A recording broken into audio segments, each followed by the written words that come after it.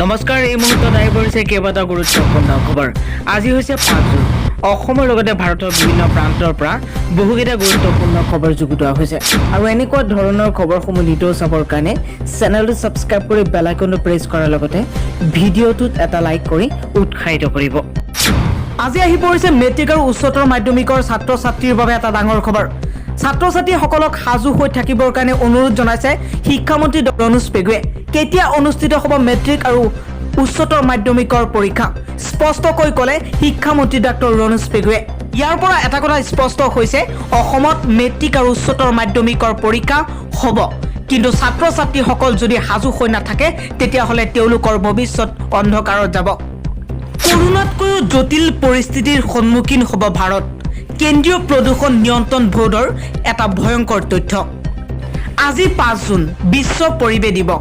খুব কম সংখ্যক মানুহে আজিৰ দিনটোৰ বাহিৰে গছপুলি ৰোপণ কৰা দেখা যায়, কিন্তু বহুতৰে বাবে আজিৰ দিনটো গছপুলি ৰূপায়ণ কৰি ফটো উঠা আৰু সামাজিক মাধ্যমত প্ৰচাৰ কৰাই একমাত্ৰ উদ্দেশ্য হৈ পৰিছে।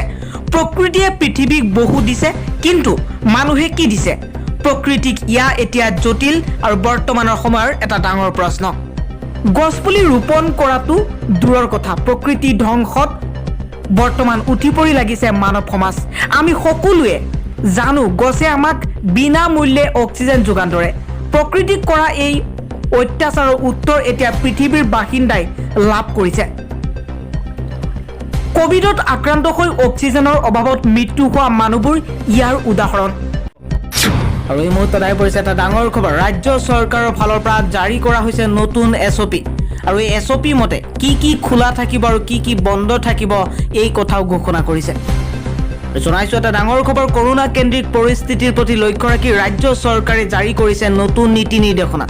দুপৰীয়া 12 বজাত বন্ধ কৰিব লাগিব সকলো দোকান পোহাৰ। পূৰ্বতে এই সময়সীমা আছিল পুৱা 11 বজা।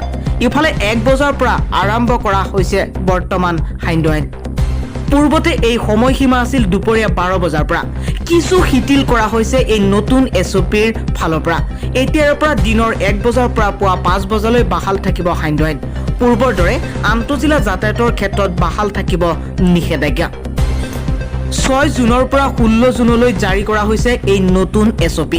কোভিড ৰোগীৰ চিকিৎসাৰ বাবদ ব্যক্তিগত খণ্ডৰ চিকিৎসালয়ে কিমান ধন ল'ব পাৰিব সেই ইংগিত আৰু লগতে নতুন নিৰ্দেশনা জাৰি কৰিছে ৰাজ্য চৰকাৰৰ ফালৰ পৰা। অৱশেষত ৰাজ্য চৰকাৰে ব্যক্তিগত খণ্ডৰ চিকিৎসালয়ত চিকিৎসাৰ বাবদ কিমান ধন ল'ব পাৰিব সেয়া নিৰ্ধাৰণ কৰি দিছে। ৰাজ্য চৰকাৰে নিৰ্ধাৰণ কৰা নিৰিখ অনুসৰি জেনেৰেল ৱাৰ্ডত ছুপাৰ স্পেচিয়েলিটি হাস্পাতালবোৰে প্ৰতিদিনে কোভিড ৰোগীৰ পৰা সৰ্বাধিক 5,000 টকা আদায় ল'ব পাৰিব। লগতে ছুপাৰ স্পেচিয়েলিটি হাস্পাতালৰ বাদে আন ব্যক্তিগত খণ্ডৰ চিকিৎসালয়ৰ বাবে এই নিৰিখ হ'ব 4,000 টকা। আনহাতে ছুপাৰ স্পেচিয়েলিটি হাস্পাতালত কেবিনত থকা ৰোগীৰ পৰা প্ৰতিদিনে আদায় ল'ব পাৰিব 6,500 টকা। আন ব্যক্তিগত খণ্ডৰ চিকিৎসালয়ৰ এই নিৰিখ ধাৰ্য কৰা হৈছে 5,000 টকা। আৰু এটা ডাঙৰ খবৰ, ICU চিকিৎসাধীন ৰোগীৰ পৰা ছুপাৰ স্পেচিয়েলিটি হাস্পাতালসমূহে ভেণ্টিলেটৰত থকা ৰোগীৰ পৰা 10,000 টকা প্ৰতিদিনে চিকিৎসা ব্যয় কৰিব পাৰিব। আন চিকিৎসালয়ৰ ক্ষেত্ৰত সেই মূল্য নিৰ্ধাৰণ কৰা হৈছে 9,000 টকা। ভেণ্টিলেটৰ সহ ICUত থকা ছুপাৰ স্পেচিয়েলিটি হাস্পাতালৰ ৰোগীয়ে ভৰিব লাগিব প্ৰতিদিনে 15,000কৈ টকা। আন এটা ডাঙৰ খবৰ, IIT গুৱাহাটীত বৰ্তমান সময়ত এনেকুৱা কিছুমান ঘটনা সংঘটিত হৈ আছে যিবোৰ ঘটনা অতি লজ্জাজনক। IIT গুৱাহাটীত ছাত্ৰীক যৌন নিৰ্যাতনৰ ঘটনা সংঘটিত হৈছে।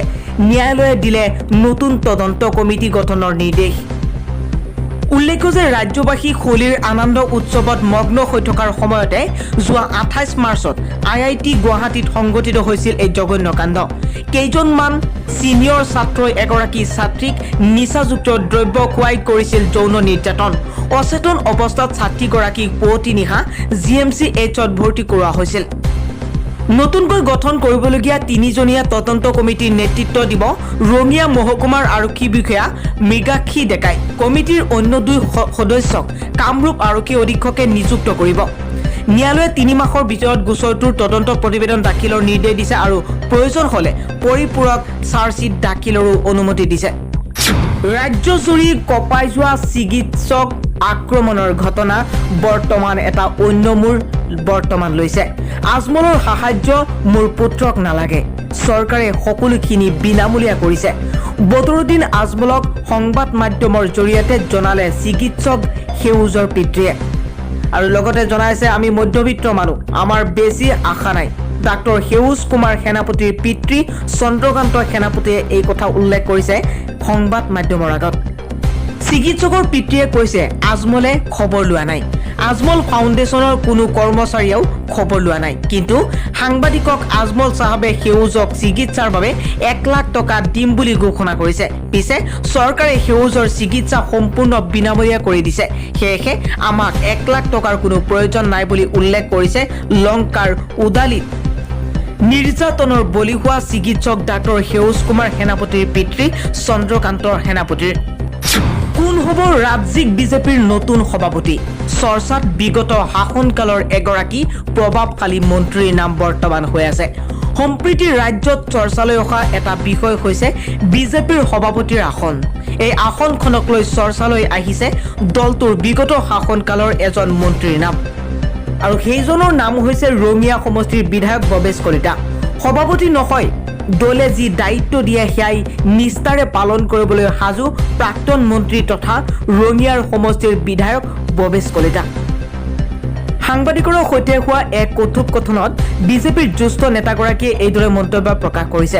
উল্লেখযোগ্য যে বৰ্তমানৰ বিজেপি সভাপতি ৰঞ্জিত কুমাৰ দাসে মন্ত্ৰিত্ব লাভ কৰাৰ পাছত নতুন সভাপতিক লৈ ব্যাপক চৰ্চা আৰম্ভ হৈছে। তাৰ মাজতে চৰ্চালৈ আহিছে ভৱেশ কলিতাৰ নাম। ইফালে লংকাৰ উদালিত চিকিৎসকৰ ওপৰত হোৱা বৰ্বৰ আক্ৰমণৰ ঘটনাক তীব্ৰ ভাষাৰে গৰিহণা দিয়াৰ লগতে দোষীক দৃষ্টান্তমূলক শাস্তিৰ দাবী কৰিছে ভৱেশ কলিতাই। ৰাজ্যত নতুনকৈ কোনো লোকক আৰু কোভেক্সিনৰ ড'জ দিয়া নহ'ব বুলি জনাইছে ৰাজ্যখনৰ স্বাস্থ্যমন্ত্ৰী কেশৱ মহন্তই। যোৱাকালি অসমৰ স্বাস্থ্যমন্ত্ৰী কেশৱ মহন্তই ৰাজ্যখনৰ বৰ্তমানৰ কোভিড পৰিস্থিতি সন্দৰ্ভত সংবাদ মাধ্যমক সম্বোধন কৰে।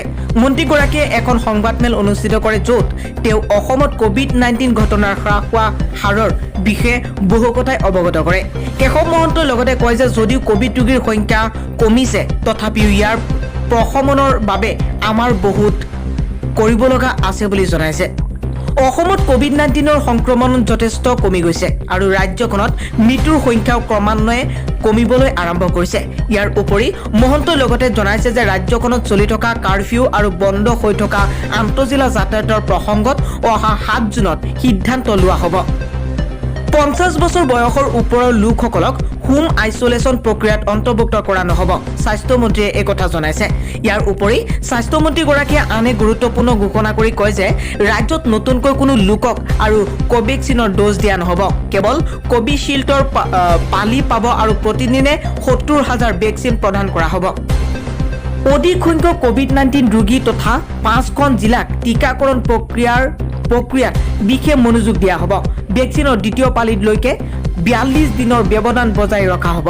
বৰ্তমান ৰাজ্যখনত 3 লাখতকৈও অধিক ভেকচিন উপলব্ধ আছে বুলি স্বাস্থ্যমন্ত্ৰীগৰাকীয়ে জনাইছে। ৰাজ্যখনৰ নতুন SOP অনুযায়ী 15 জুনলৈ আন্তঃজিলা যাতায়াত বন্ধ থাকিব বুলি নতুন নিৰ্দেশনাত কোৱা হৈছে। উল্লেখযোগ্য যে ইয়াৰ পূৰ্বৰ নিৰ্দেশনা অনুসৰি চহৰ নগৰ অঞ্চলত দুপৰীয়া 12 বজা আৰু গ্ৰাম্য অঞ্চলত দুপৰীয়া 2 বজাৰ কাৰফিউ প্ৰযোজ্য হৈ আছিল আৰু বৰ্তমান সময়ত এই কথা উল্লেখ কৰিছে।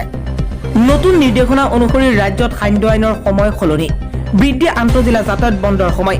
ৰাজ্যত ক্ৰমান্বয়ে কৰোনা ভাইৰাছৰ সংক্ৰমণ কমি যোৱাৰ লগে লগে ইয়াৰ সম্পূৰ্ণ নিয়ন্ত্ৰণত অনাৰ লক্ষ্যৰে সময় দুৰ্যোগ প্ৰশমন বিভাগে 30 এপ্ৰিলত জাৰি কৰা নিৰ্দেশনা সন্দৰ্ভত আজি পুনৰ কিছু সাল সলনি কৰা পৰিলক্ষিত হৈছে।